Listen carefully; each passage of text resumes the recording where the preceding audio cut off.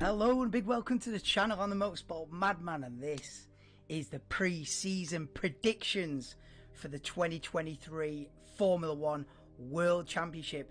Please do drop me a like, guys, and subscribe if you're new, or if you're not, if you're here. But it's full hype for now. It's full hype. Testing starts this Thursday. Let me turn this music down. Testing starts on Thursday and the first race is less than 2 weeks away. So I thought, if I don't do predictions now, it's a bit of a cheat code, because if you do predictions after Thursday, it ain't predictions anymore. You know the score. Even though testing's not relevant, it kind of is. You get an idea from Thursday onwards. People get an idea of who's looking quick, who's not. Don't get me wrong, you don't get the definitive grid order, but from Thursday onwards we'll have a picture of who's looking good and who's not. Because so far up to now there's just a couple of rumours, and but basically it's completely unknown. So these predictions are can be as wild as possible. And I've got a couple of we've gone off piste. Let's say we've gone off piste. But yeah, we'll do the predictions now, because from Thursday it's game over. Everybody knows what's the scenario. So yeah, last chance to do it with a clean slate. Yes, Dougie, Ernesto and Gav. Yeah, there won't be many people in the stream tonight because it's not an event, so people aren't going to be searching for it on YouTube. Like when there's a watch along, you get a few random people in because they're searching for that event. But because it's just me on a random thing, it might just be 1 or 2 views. But I'm doing it for me anyway. I'm absolutely buzzing. I don't care if I've all got no viewings. Absolutely, this is just a way for me to let off some steam, and because I've got so much hype contained within me. That this is more for me, to be fair. If I'm on -10 views, we're buzzing for the season. Right, so these are the new cars for 2023. They've all been unveiled now. Well, they've all been unveiled is a bit of a lie, because we have yet to see the true Red Bull RB19. To be honest, we're not seeing the Red Bull yet. They did launch a car. But they launched last year's car, didn't they, Red Bull? They're still on a cloak and dagger mode. But we've seen the other 9 cars. So yeah, let's get. So that's what they. If you haven't seen them, that's what they look like. Before we get into predictions, what do we reckon? Which is the best looking one? What are we saying? The Mercedes looking mean, innit? Mercedes top right looking mean. But yeah, that's just liveries. We get into how quick we think they're going to be, or how quick I think they're going to be. Right, let's get into it. What I'm going to do is go through what I think the championship standings are going to be at the end of the season. Coming in completely blind, like I say, there's been no testing yet, so it's all just pure guesswork, with a little bit of an educated twang on it, because I've been watching this sport since I could breathe. So there's a little bit of an educated guess in there, but a guess it is nonetheless. So let's start from who I think is going to be bottom of the championship. Names are going to appear up to who I think is going to be the 2023 World Champion. It might not be the obvious one that you're thinking. It might not be that. We might be on a different theme. Right, anyway, let's jump right in. I've gone, sadly, the rookie Logan Sargent. He's P20 for me. Even though I'm wearing the Williams shirt tonight.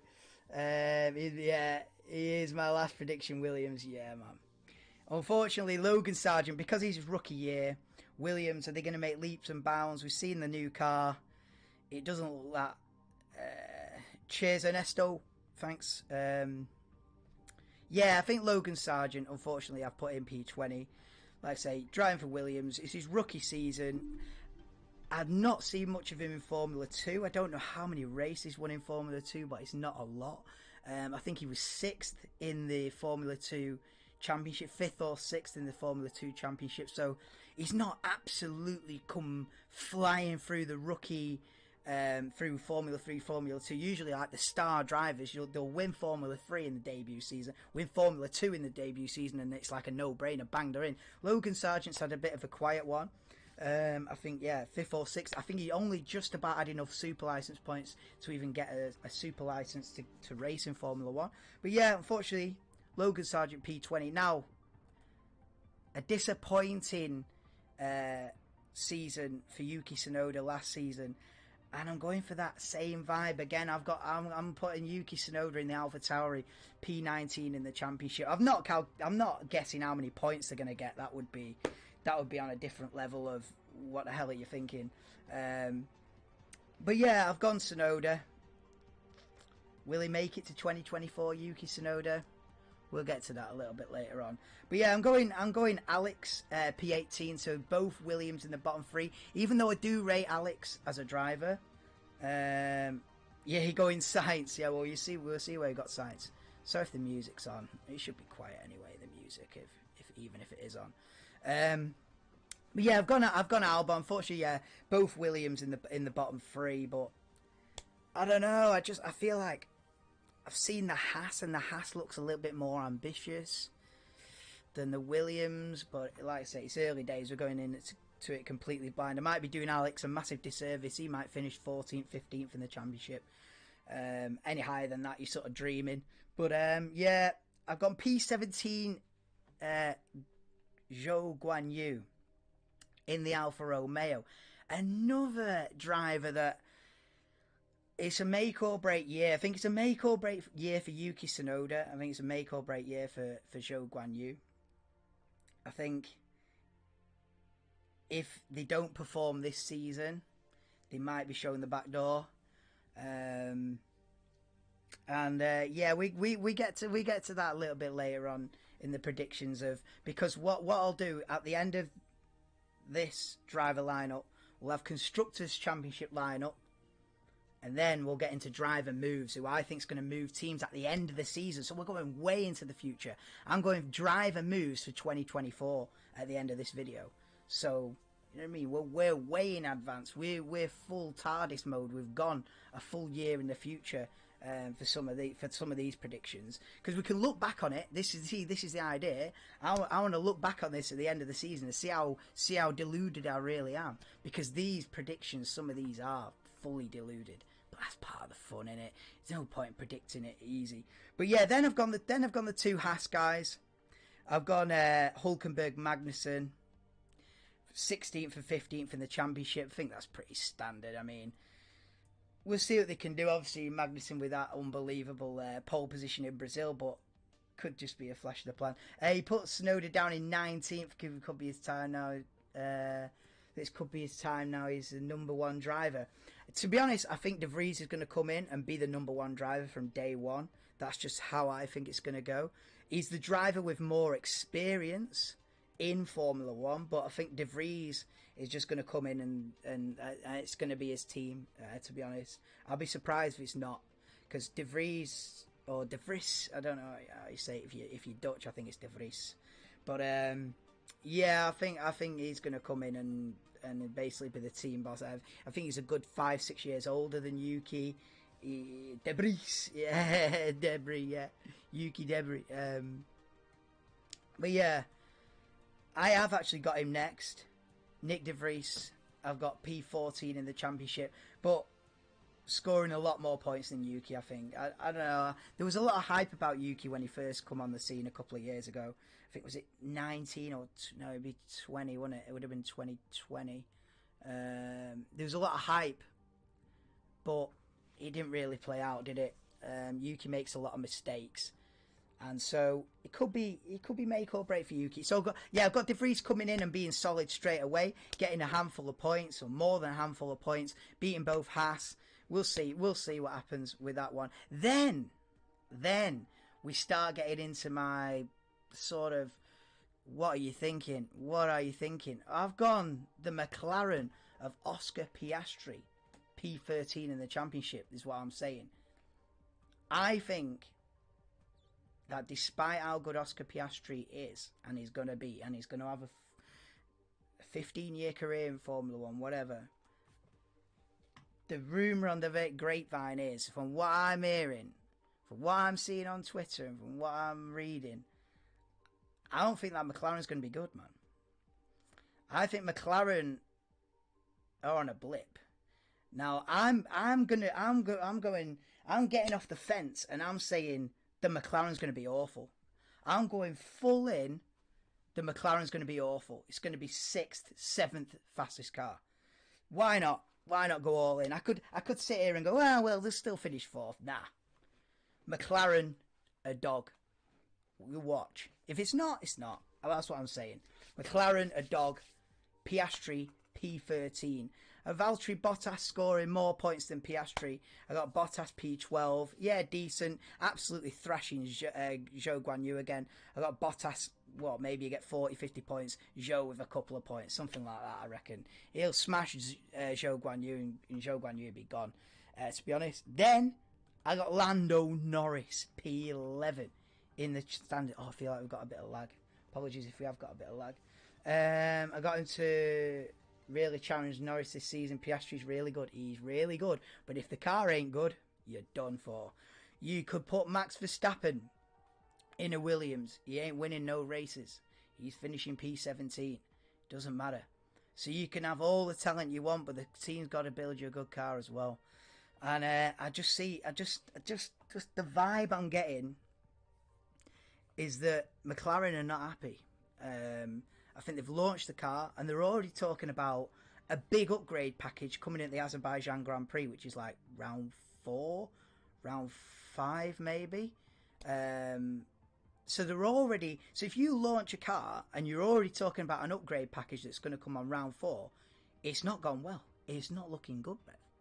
So I think McLaren have dropped a bollock here, and I think this standings, I think they're both in bottom half. That's my big shout, really. Both McLaren. I could be wrong. I could, Norris could end up P5 in quali in Bahrain and finish in the top 6. It is what it is. But if it's not, you heard it here first. McLaren to have a shocker. I've then gone Pierre Gasly P10 in the Alpine. It's his first year with the new team. What are we saying? You getting any vibes of a shock team for the back doing well this season? Well, if you've not seen it yet, Green Team. Where's Green Team, Gav? How high up's Green Team, brev? We've not seen him yet, have we? Where's Lance Stroll? Top half. Top half. This is it, lad. You're saying back of the thing, Lance Stroll top half. Even though, actually, I was just seeing he's out. He's got an injury. Lance Stroll out for pre-season testing, so predictions in the bin. But no, obviously he should be back for the first race. But yeah, he's got an injury. I think he's come off his bike or something, training. So yeah, Lance Stroll not going to be doing pre-season testing. But I've got him P9 in the championship this season. I think it's going to be the best season for Lance Stroll. I think that Aston's going to be rapid, and Lance is going to step up. Lance is going to step up to the plate, and a lot of people are going to be surprised by Lance Stroll. I think Lance Stroll had a good season. The last season it was Racing Point. I think 2020. I think. And that car was quick. And Lance wasn't bad, you know. He had a pole position. He nearly won. He led the first half of the Turkish Grand Prix. He's had a few podiums over the years, and still everyone thinks he's absolute shite. Everyone thinks he's the worst driver out there. I think this is the year people go, you know what, that Lance Stroll, he's all right, you know. I think this is the year people start to cotton on that he's actually all right. Despite his dad's billions, he'd be there anyway on talent. I've always said that. People think Lance Stroll's there just because his dad's a billionaire or whatever. Bought a team, puts his son in. Yeah, sounds like a dream. He'd be there anyway. I think he would be on the grid anyway. He's good enough. And I'm going Lance Stroll, top half of the driver's standings. Head of that, Esteban Ocon. So I've gone Alpine an average season for Alpine. I've put them 8th and 10th in the standings. Impress me. I want to see him higher than that. I want to back Pierre Gasly. In fact, Pierre Gasly at Alpine is one of the things I'm most excited for. Alonso Aston does trump that, but Gasly and Ocon pairing at Alpine is interesting, and I hope I'm wrong. I hope Alpine can challenge the top 3 teams, but we'll see. Yeah, Nesto. Yeah, the team's not in it anymore. But in fact, I know that Chris was going to go for Esteban Ocon, so we'll keep track of Esteban Ocon because I was going to be cheering on Gasly, and Chris was going to be cheering on Ocon. So we keep an eye on that. We keep an eye on that for him, won't we? Yeah, Gasly Ocon battle is going to be a highlight, Gav. Yeah, definitely. Right. I'm delaying. Right, let's get to it.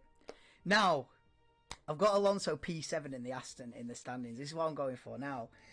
In doing the little draft for this, because obviously I've written it down before I've done it on here. I'm thinking, right, what?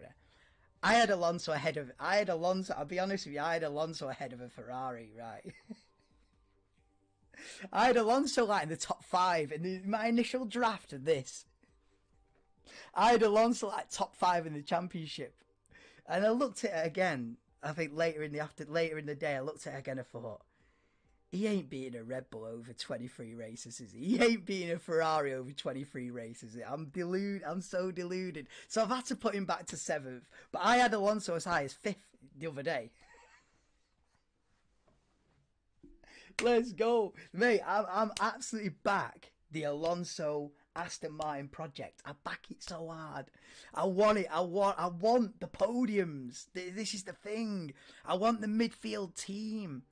Whether it's McLaren, Alpine, Aston Martin, I want one of those 3 teams to step up and challenge the top 3. Because at the moment in Formula 1, we've got a big divide. We've got a top 3, and then we've got a second gap, and then we've got everybody else.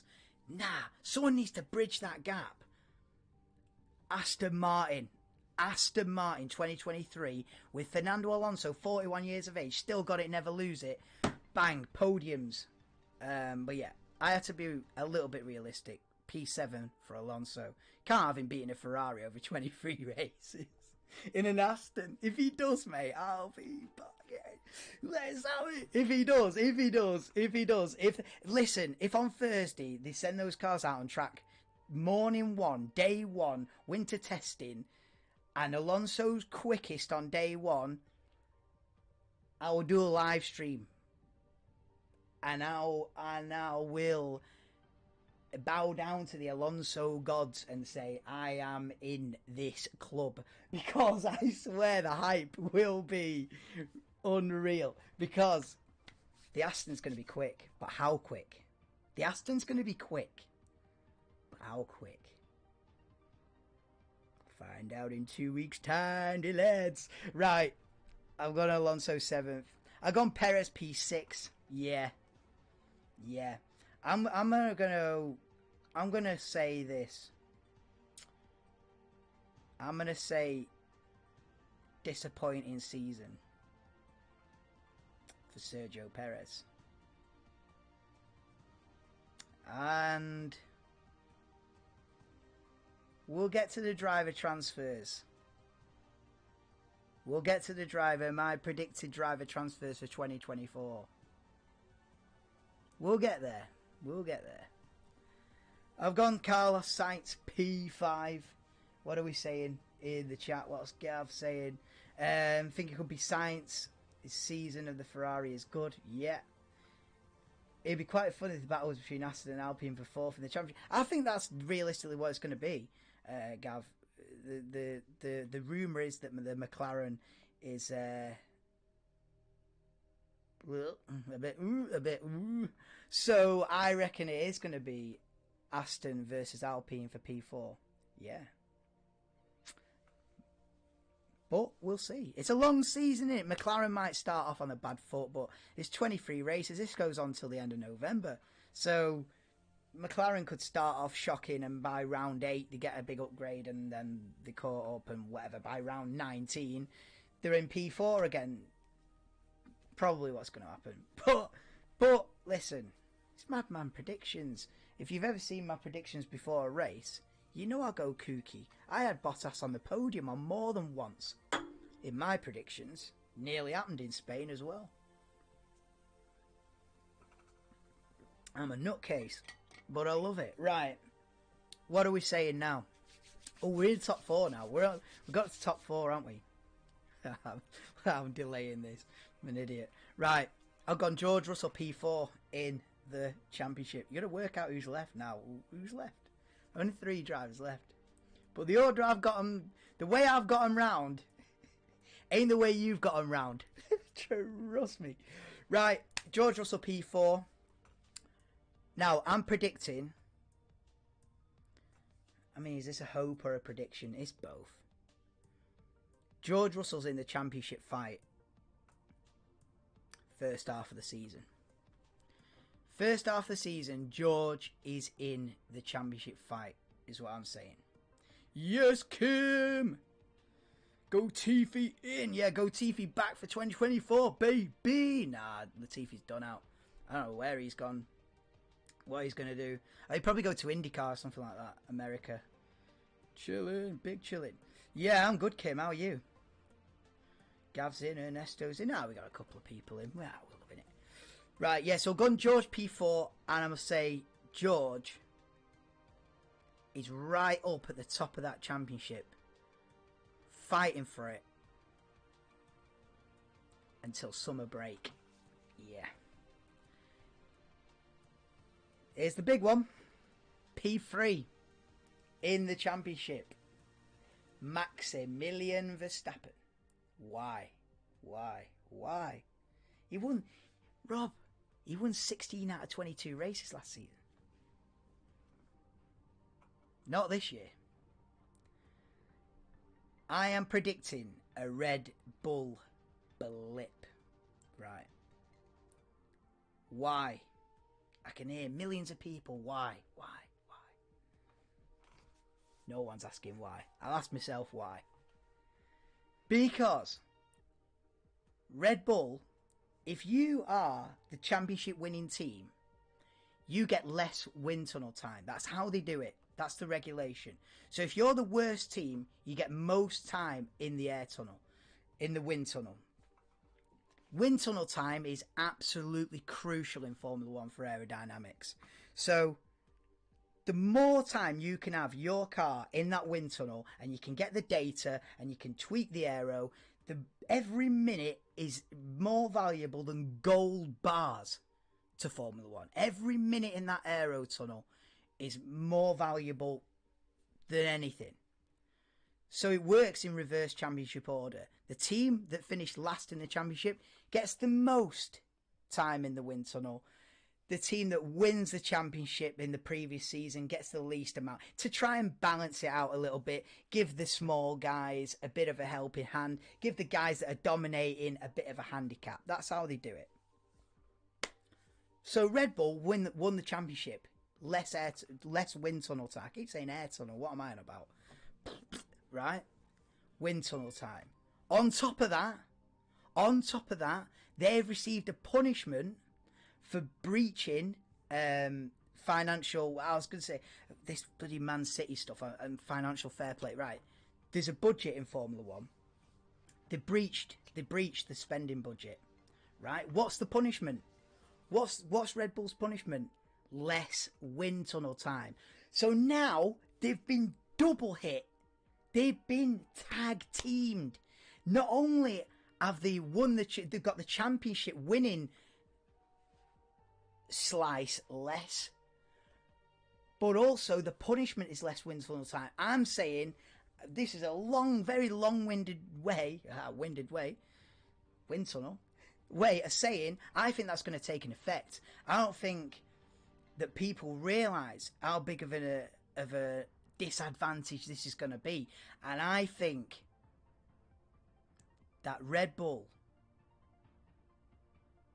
will not be the dominant force that they were last season, because of that fact, because they've taken 2 hits. And we'll see. But yeah. Gav's got a question. I got a question. You think Hamilton last season? Nope. I think Lewis got another 3 years in him, yeah. Look at Fernando Alonso still going at 41. Kimi was still going at 41, I think, as well. Lewis has just turned 38. I think he'll do... it depends as well. Because if, for example, the Mercedes is an absolute dog this season, let's say in a magical, weird paradigm that the Mercedes is a midfield car this season, he ain't doing another year after this, is he? So it all depends. But if they're right fighting for the championship, he'll probably carry on. I think Lewis will do this year and another 2 more, to be honest. I think he'll go until, what would it be, at the end of 25? Something like that, I reckon. He's still got it. He's still got it, man. Yo, Farhan, how we doing, bro? You're just here as we're predicting the world champion for 2023. So yeah, I'm going well off piece, and I'm saying a Red Bull blip this season, as well as Mercedes getting on top of things and Ferrari getting on top of things, which we'll come to soon. Now it's between 2. Oh, and Hamilton P2. You know who I'm predicting world champion, don't you now? You know, because I'm saying Lewis fights for it, but George gets in his way. This is the narrative I'm going for, right? And if I'm right, this will get 1 billion views. Hamilton fights Leclerc for the championship, right? Verstappen gets desperate because Red Bull haven't got the dominating pace that they had in 22. In 23, it's different. Everyone's caught up. Mercedes have got the shit together. They've caught up. Ferrari have got a new team boss. They ain't making the strategy mistakes anymore. Instead of a 1-horse race, bang, 6-horse race. Let's go. Max loses his nerve. Can't handle the fact that he's not dominating every single week. Starts crashing. Starts creating incidents.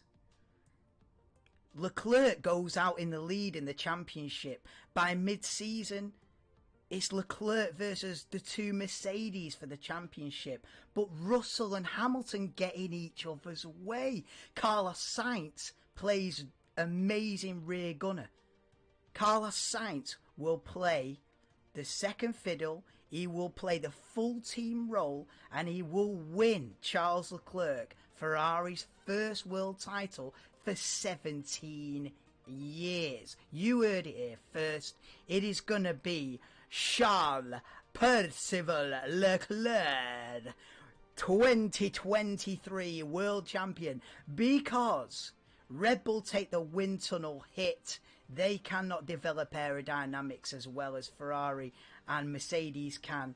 And Mercedes get in each other's way. Hamilton and Russell are too evenly matched. They're too evenly matched. Their egos are going to clash. It's going to be Russell trying to win one week, Lewis trying to shove him out of the way the next. Meanwhile, Charles Percival Leclerc is going to be running away with it. What are we saying? Oh, I don't know, Kim. I could give a shit about Real Madrid. Right. Here we go then. So that's what I am saying. Sainz plays perfect rear gunner to Charles Leclerc's championship challenge. Live on Motorsport Madman channel throughout the year. Right, let's go. That's it, bro. Charles Leclerc. I've gone off-piste. Why not? Right, so let's just whiz through the Constructors' Championship then. So I've got P10 Williams, P9 AlphaTauri, P8 Haas. I've gone P7 Alfa Romeo. A very disappointing P6 for McLaren, I'm predicting. I've gone P5 for Alpine. They dropped down a bit. A great season for Aston Martin, I'm saying. Aston P4 in the standings. That's just a wild, ridiculous guess. But yeah. Toto says will win race, but I'm sure he's telling bollocks. So what? Nah, I reckon Mercedes will be right in the fight. I've got them 2nd and 4th in the championship. I think Russell is in the championship fight. I think Max. I mean, these predictions are way out. I'm way off piste. I'm going for something radical. But why not? We've not even seen a wheel turn in testing. If I just predict Verstappen to win the championship by 1,000,000 points in February, then it's dead. Why watch? So, this is what I'm saying. Max hasn't got the domination that he had last season, gets desperate, starts causing incidents. Russell and Hamilton are in the fight with Leclerc for the championship. They're getting each other's way, but Sainz plays perfect rear gunner to Leclerc. They're not making the strategy errors that they were last year, because now they've got Fred Vasseur in charge and not some idiot Harry Potter guy. They've got Frederic Vasseur, and he's going to lead them to the World Championship. Heard it here first, lads. Right, so yeah, I've got P3 Red Bull in the championship. A massive blip. Yeah, a not too strong a season for Sergio Perez I'm going for as well. I've gone Ferrari P2 in constructors, which means Mercedes to be the team champion, the constructors champion, and Leclerc to be the drivers championship. That's what I'm going for. I'll look back at this in November and think, what the hell? Max has won the championship by flipping summer break, and I'm here predicting Mercedes and Ferrari to beat him. I'll look a right twonk. I don't care, bro. It is what it is. I've got 2 views anyway. Who cares? Right. That's it. That's what I'm going for. But we're not done yet. Don't diss Harry Potter. Oh, bro. Everyone's on a Hogwarts mode, aren't they? Should we do live stream Hogwarts gameplay? No, bro. Right. That is that. Right. Let me get these off the screen because I'm going to do driver moves at the end of the season now. Oh, we're not done yet. Oh, no, far from it, dude. Let's. Right. We're going to ramble on a bit more. Why not? I'm full hype for the season. The season's about 10 days away. I'm in full steam ahead mode. Right. Let's go. Okay. So, at the end of this season, so this is the season I'm predicting, Leclerc world champion out of slap bang nowhere. Verstappen down to 3rd out of slap bang nowhere. We move. Right. So this is the driver moves. This has happened. Then we start getting this kind of action. Driver moves for 2024. We're way out in front now. We're 10 months in the future at this point. 11 months in the future. Here we go. Lando Norris. I think Lando Norris has a big fallout with McLaren this season. I think Lando Norris will want a big step forward from McLaren this season. I don't think he's going to get it.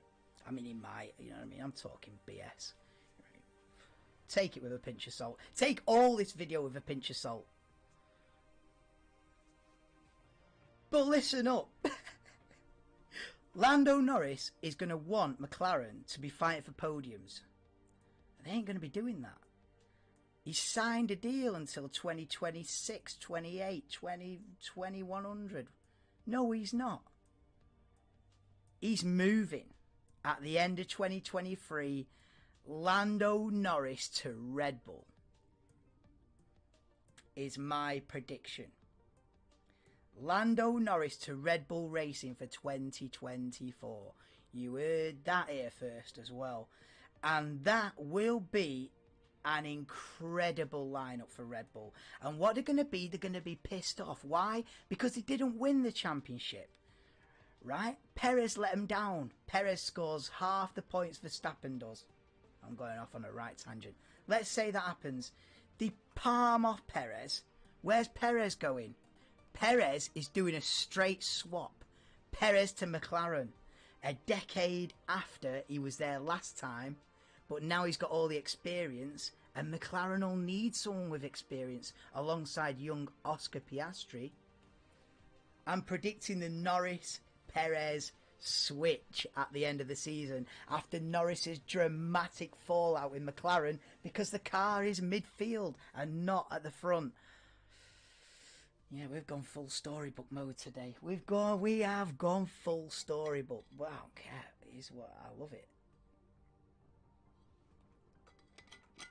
No, Gav, I'll be at work, but I might do like at the end of the 3 days, I might do like a little roundup stream. Who looked good, who didn't. I might do a little roundup, but nah, there won't be watch-alongs. But anyway, a watch-along would be dead. Imagine doing a watch-along for like 8 hours on a testing session. I struggle on a 1 hour practice session. Remember, man, like 10 hours testing, watch-along. 7 hours in. No, lad. I'll be pulling a Demcast on you. Right. So, I'm off on a tangent. The Norris-Perez switch at the end of the season. Right? Albon, where's he going? Alfa Romeo. Albon to Alfa Romeo. Replacing Zhou Guan Yu. I think Alex has a good year with the equipment that he's got. Zhou Guan Yu has a poor year with the equipment he's got. Alex has got the experience. Alfa are a bigger team. They're being bought out by Audi, so he'll have an eye on that. It matches up. And Bottas Albon is a decent lineup as well. I'm going Albon to Alfa Romeo for 2024, which then allows my boy Mick Schumacher to come in at Williams. So Albon goes to Alfa Romeo, Mick comes in at Williams to replace him. Are you with me? Zhou Guan Yu. It was nice knowing you. Then I'll also have Liam Lawson, who I think is in Super Form. What do they call it? Super Formula or something? The one in Japan. I think it's called Super Formula or something. I'm going Liam Lawson to replace Yuki Tsunoda at AlphaTauri. This is all for 2024. And Zhou, unfortunately, is seeing the back door as well as Yuki Tsunoda. So that's what I'm going for. So at the end of this season, bang, this happens. Mick's back in at Williams. Liam Lawson in at AlphaTauri. Zhou and Tsunoda both out. Perez and Norris switcheroo. The Perez and Norris switcheroo. You heard it here. So yeah, I can see Norris going to Red Bull. Yeah, because a Verstappen-Norris lineup at Red Bull, mate, that'll do for the next decade. Think of that. A Verstappen-Norris lineup. The thing is, if this is right, which it's not going to be, but I like the story of it. If this is how it turns out, Red Bull are going to be pissed off. They're going to want to fight back. They're going to go, right, we've been beaten by Ferrari here. We've been beaten by Charles. We've been beaten by Mercedes. Right, we're going to switch it up. Sergio, you've been good to the team, but let's really look to the future. Bang, get Lando Norris in for 24. It's fighting. It sets the tone, you know. So I reckon. This is a guess. All this is just a guess. See, yeah, I think Albon could end up at McLaren. Yeah, that's a shout actually. Yeah, that could work out. But then where would Perez go though? Because Perez is an attractive scenario for most teams, I would have thought. Right, anyway, so that's why I come up with the switch because McLaren would take Sergio now, a decade later, with the experience and the fact he's got like 7 or 8 wins, or well, has he got 7 or 8, or am I capping? He's got about 4 or 5. Anyway, lagging out. Oh no.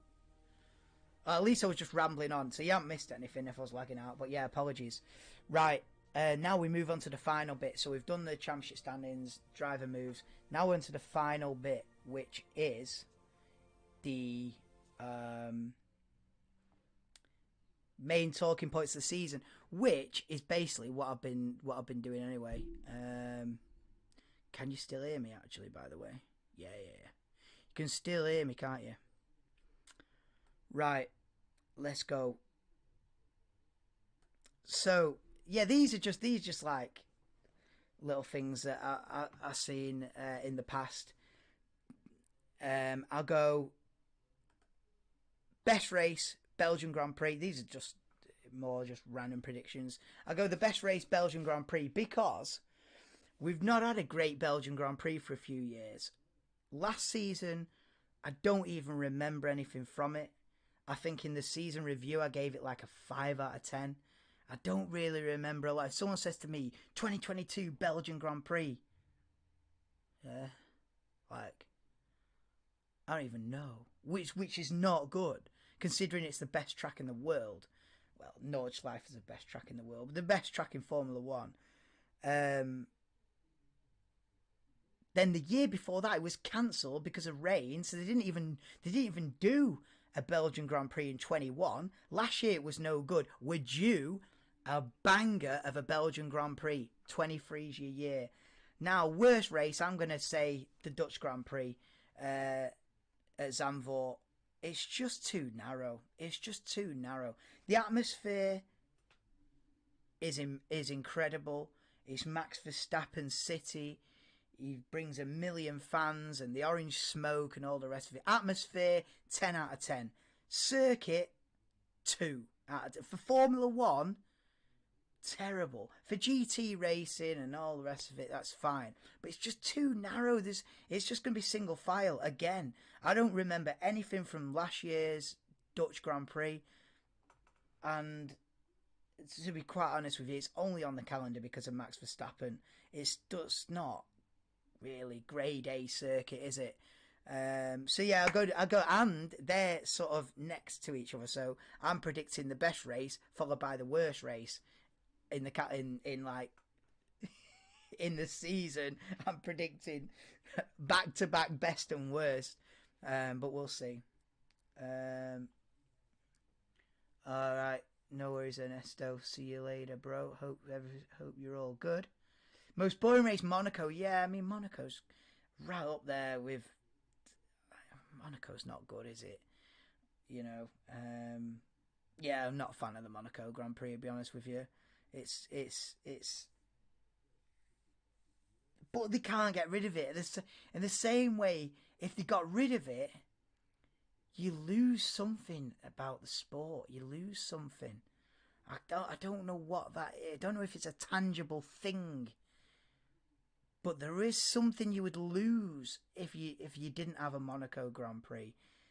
Some slice of nostalgia, some slice of some historic merit, if you like. But as far as a race goes,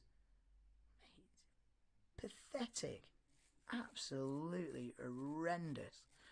But it's got that history and the glamour, the old-fashioned glamour. We're not really tangible, but you can't get rid of it. You lose something. Anyway, but Monaco, you know, it is what it is. It's for the billionaires in the yachts, but it ain't for me, my lad. Right, now I'm gonna do last couple of minutes on what I think are going to be the biggest talking points of the year, and I'm basically just repeating myself because I've already gone through them all, to be honest with you. So these are what I think are going to be the biggest talking points of the year. Now these are just complete stabs in the dark, absolute BS, but it's good fun to come up with a bit of a story, innit? Right, this is what I'm saying. Red Bull, not so plain sailing. This is what I was saying before. Lack of wind tunnel time shows Verstappen gets desperate and causes incidents and finishes third in the championship. Now, when he wins the championship by mid-season, don't come back to me. These are going to backfire massively. But if I'm right, no one else has predicted this. This is the thing, so the payoff's worth it. Because if I'm wrong, it don't matter. No one cares anyway. You know what I mean? But if I'm right in a couple of these, I'll be ascending into heaven on a golden throne going, brev. So yeah, Red Bull, no more plain sailing. No more 17 wins out of 22. Oh, please don't win 17 out of 22. I don't want anyone to win 17 races out of 22, man. It's just so dead. Right. Next big talking point of the season. Fred Vasseur and Charles Leclerc Dream Team. Yeah. Ferrari mistakes left in the past. Because that's what Ferrari's biggest criticism has been. Not just last season, but for probably the past decade. Is the decision making, the strategies, the dropping the ball, basically. In one sentence, dropping the ball. I think they pick up the ball this season. I think the mistakes are over. I think Fred Vasseur will bring some stability, experience, nous, strictness, seriousness. I don't know. You know what I'm trying to say.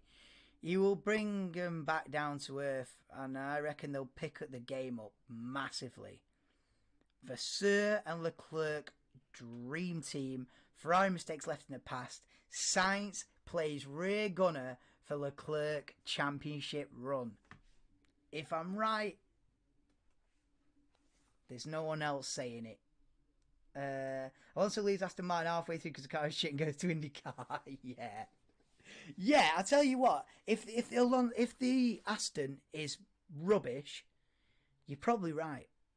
You probably think, I'm 41, I'm dealing with this, I don't think so. Bang, gone. You're probably right. If the Aston's a massive disappointment, and like they turn up race 1, he's qualified like 16th, and like 5-6 races into the season, he's not scoring points, he'll be in a bit.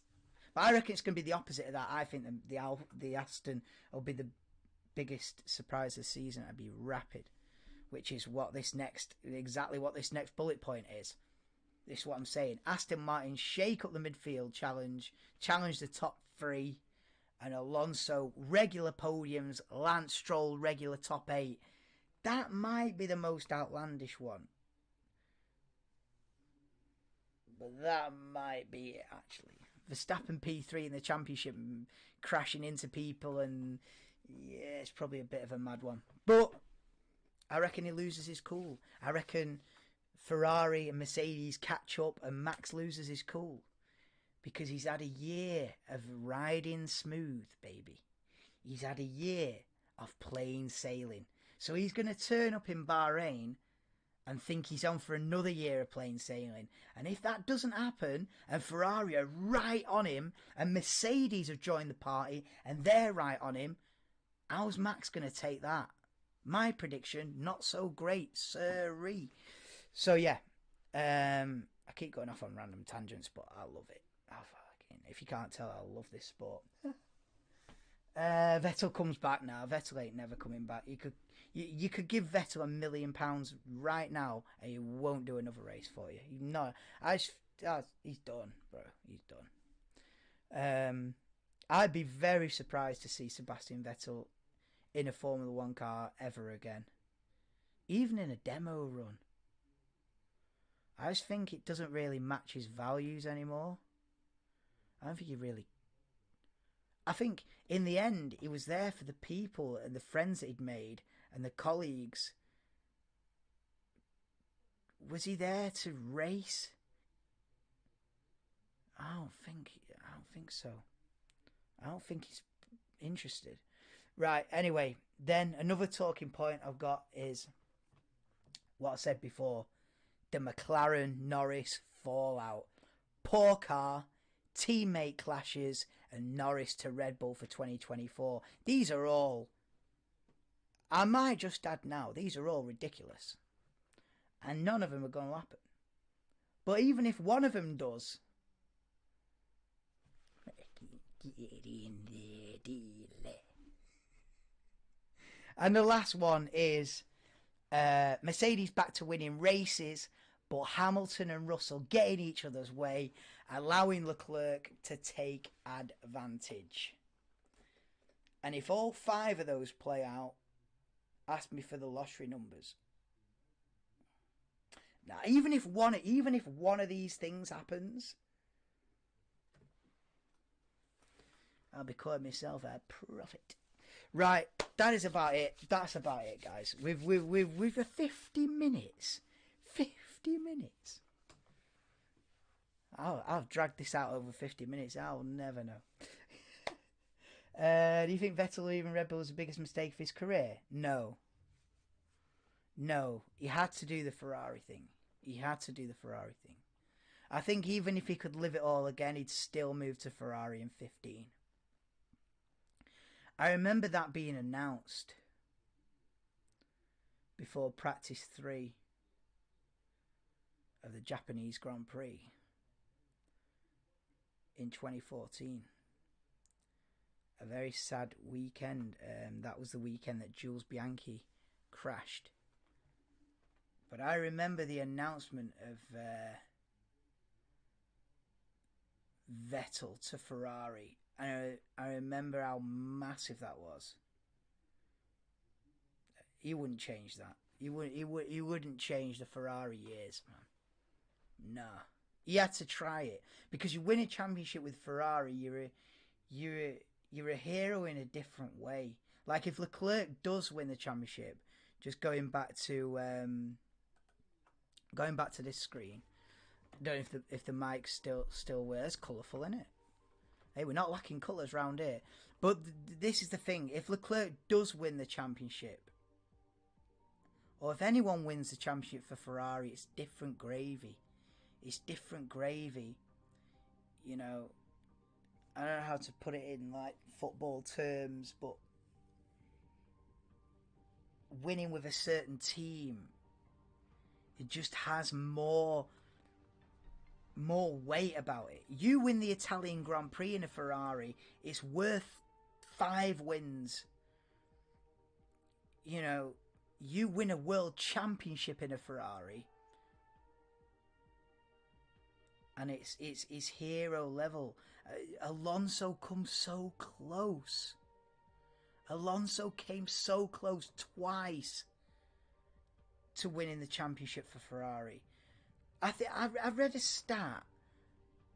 I've quoted this before, but it just resonates with me so much. Fernando Alonso is a 2-time world champion, right? But if he'd have had 5 more points in his career, I think Fernando Alonso has scored like 1,200, 1,400 points. Let's say Fernando Alonso has scored 1,400 points in his career, which is something like that. If he'd have had, he's a 2-time world champion. If he'd have had 5 more points in certain seasons, he'd be a 5-time world champion right now. Just 5 more points in the right places. 2 in that year, 2 in that year, another 1 in that year. Fernando Alonso would be a 5-time world champion. How close he came on multiple. In 2007, he was a point away. In 2010, a couple of points. 2012 must have been a couple of points. Point or 2. Unbelievable. I don't know how I got onto that. Oh, because I was on about Ferrari, because you said about Vettel joining Ferrari. Nah, joining Ferrari is never a mistake. Even if Ferrari a midfield team, you'd still join them. I don't know, it's got an extra nostalgia to it. But yeah, I'm saying this is the year that the Scuderia finally do it. I hope it is. It would be a banger of a season if this was somewhat getting there towards the truth. I'd probably be his way out in it. You know, Max will probably win the first 10 races and then it's done. This is kind of hope as well. But yeah, that's about it. 2010, it was when Alonso got stuck behind Petrov. Yeah, that was it. That was the Vettel's first championship. Yeah, when Alonso was stuck behind Petrov for virtually the whole race in Abu Dhabi 2010, and yeah, ended up finishing like 7th.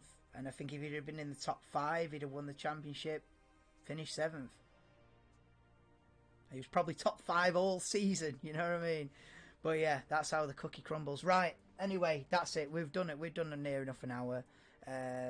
Yeah, that is my outlandish, off-piste, madman predictions for 2023. Take it with a pinch of salt. Bit of fun at the end of the day. We'll come back and have a look. I'll have a look at this video in November when Max has wrapped up the championship with 7 races to go. We'll come and have a look and see what the hell I was talking about. But yeah, that's all for now. The next stream will probably be... let me just see. Yeah, the next stream will probably be a roundup on testing. I can't do watch alongs for testing, even if I could. I don't think I would, because it's testing. But yeah, I might do a roundup on testing, maybe.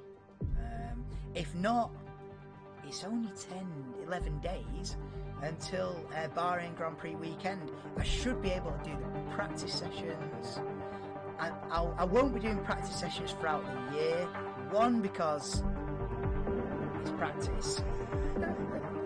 Nobody does watch lots of practice, bro. One, because it's practice. 2, because I'll be working most of the time. Yeah, but 90% of the qualifying sessions I was streaming, for hopefully every single race. Dan and Lawrence willing to negotiate. But yeah, that's all for now. So yeah, the next stream could be FP1 for Bahrain in about 11 days. I might do something on testing, especially if something bizarre happens in testing and Alonso's quickest on day 1, then maybe we bring up a high testing stream if something bizarre happens. Other than that, yeah, at 0 o'clock, I don't know, is Jams about? Texting. 0 o'clock, whatever. Right, that's about it. I will see you probably for the Bahrain Grand Prix 2023, maybe.